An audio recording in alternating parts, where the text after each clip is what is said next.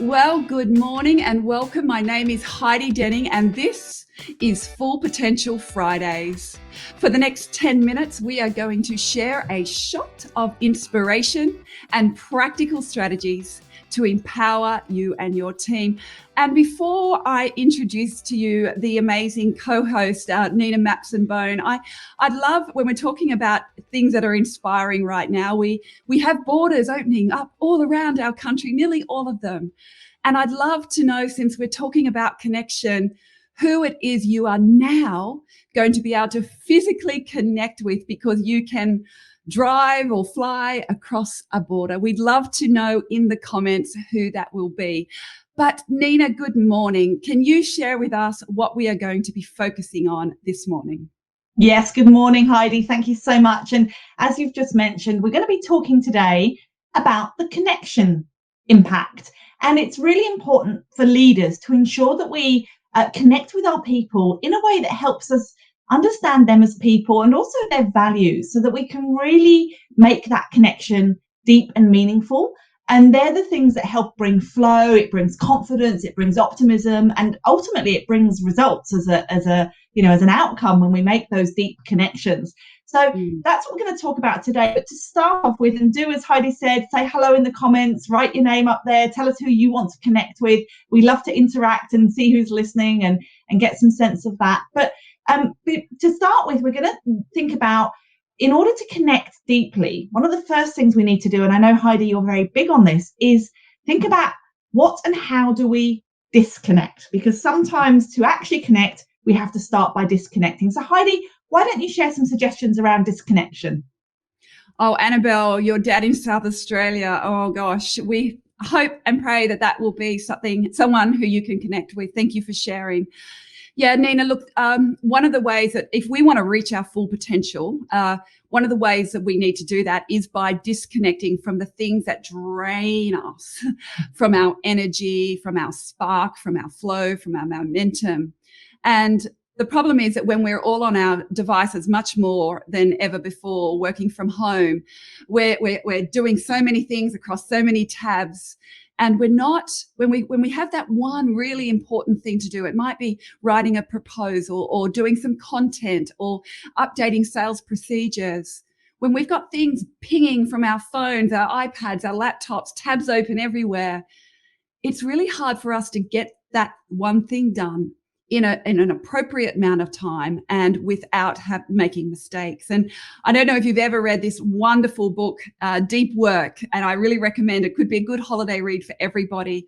But Cal Newport really recommends how, to be able to do our deep work, we need to disconnect from all those things that are going to distract us, because it's so easy to get sucked in and go down that internet rabbit hole. And when we do that, not only do we lose time, but we start comparing ourselves to others. And I think certainly during this period of work from home, organizations spruiking about how well they've adapted and they've got customers coming here from everywhere.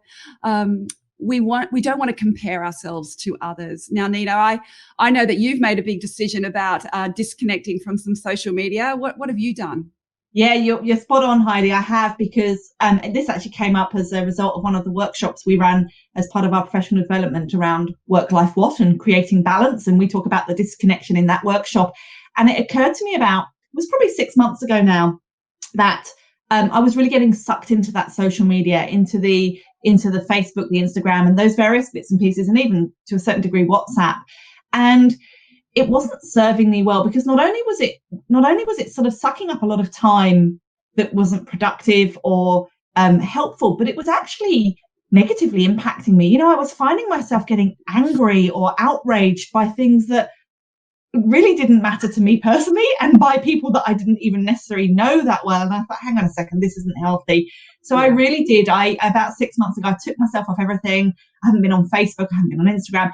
I stay on LinkedIn because I need to from a professional perspective. Yeah. But I've really come off all of the other social networks, and I even with WhatsApp, I reduced it right down just to kind of key people that I'm very close to. And I think that's the piece. Is it's about I guess our second point is about the fact that from a connection perspective, one of the things that's really important is is actually defining and connecting with our personal values and really understanding what our personal values were. And it became clear to me with that kind of social media piece that I was getting so upset because some of the things that were happening were in conflict with my personal values. But I think it's very hard sometimes for people to work out how to define their personal values. We do it in a workplace often. We often have values on our wall, but we don't think about our personal values. So I'm going to share a trick about how to do that. But before I do that, I would love anyone that's listening, if you do know what your personal values are, if you think about what values are important to you personally, I'd love to see some of them in the chat function. It's great to see the different kinds of values that people have. So feel free to populate the chat function with some of those values. But if you're not sure what your personal values are, the way I like to think about it is think about what upsets you. What are the things that have made you most kind of angry or cross or upset? And that's often because it contradicts a personal value. And I'll give you an example. Mine, for me, it's really important that loyalty would be my big value. I'm such a kind of authentic person. It's really important to me that I don't talk about people behind their back, and it's really important that people don't talk about me behind my back. I've got no issue with people having a problem with me, but talk to me about it so I can either fix it or kind of at least we could agree to disagree, right? My husband's, for example, is truth, and he has an absolute black and white, kind of belief of truth.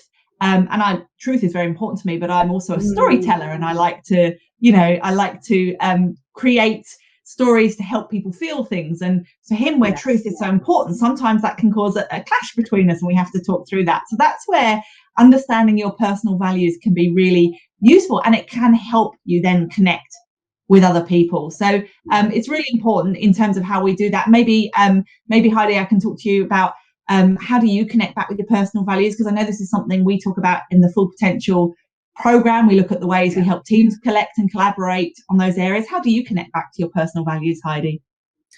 Well, I think this year I've really noticed, which values are most important to me. And one of the ones that I, of course, thought was of great value to me, but not more than I have since 2020, is just to be surrounded by, really inspiring people that I can connect with in a room, not just virtually. I want great conversations. I want to have belly laughs with people, and I want them to be surrounding myself with inspiring people, which of course leads us to point number 3, and that is you cannot be who you cannot see.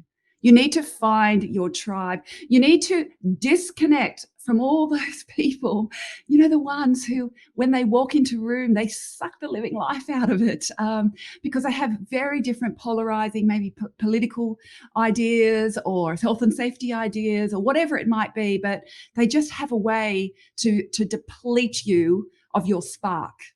And what we need to do then is move towards the people who fill us up, who make us feel optimistic, who just push us up a little. They challenge us and make us feel good. And I think that has certainly been one thing for me. And that is from a personal and professional for around me personally, what I know I need to do. But of course, when so many people are working from home, leaders have had to find a whole new way to connect with their teams and finding their tribe within their teams again, and being surrounded by great people in a virtual way. Now, Nina, I know Beaumont people have worked very hard to keep everybody engaged and connected this year. Would you mind sharing what you have done within your organisation? Because I know that you can really walk your talk on it. Yeah, it's something we had to consciously put some effort into to keep that connection, to keep the small talk, the small relation, not the small relationships, but the communication, the connection that is what is the lifeblood of the organisation. So the first thing was we thought about how we do it, and we decided very early on this year with everything that was happening that it was important that we had really authentic communication, that we were really honest with the team about where we are, but without fear mongering. And it's very hard to get that balance right. So, we spent a lot of time as the leaders trying to make sure how do we communicate the message without creating panic. So putting a lot of time into the thought of the how, and then the what, the ways in which we did it. We have 3 all-staff weekly meetings. We created a third one in the middle of the week. So we always had a Monday one and a Friday one, and we created a training session each week, a special training session to cope with some of the challenges that were happening, so that 3 times a week we had a connection with all staff. We added in virtual lunches every Tuesday that were at the lunchroom. You could just drop in. There was no work talk. It was just for that connection piece. And we would video bomb people just to say hi. And, and so we deliberately constructed moments to kind of try and recreate that small talk. And it was difficult, but it really did help, I think. And we could have done more, of course, but we really did make a conscious effort in there. Well, I think there's some brilliant ideas for leaders to be able to continue to connect with their team as we continue to have changes going on, around Australia and within our organisations. And I think, when we think about reaching our full potential, for our teams to be able to reach our full potential, this connection piece is really crucial. So if you would like to understand how well your teams are going, if they are reaching their full potential right now, we'd love you to take the free and very quick online scorecard, fullpotentialteams.com.au. Nina, this has been a great conversation. It's always lovely to see you on a Friday morning. What have we got ready for everybody next week? Next week, I'm really excited. Something I was taught by an amazing person I'll talk about next week, a thing we call the iceberg concept. What makes somebody successful, the people that inspire us, what we see above the water in the iceberg versus what we don't see below the water. So do come and join us for that. I'm really looking forward to it. Yeah, I can't wait. It's one of my favorite topics as well, that whole piece, that whole content piece. So we will see you all next Friday. Have a wonderful, rejuvenating weekend as we approach the holiday period. See you next week, Nina. Bye-bye. See you, everybody.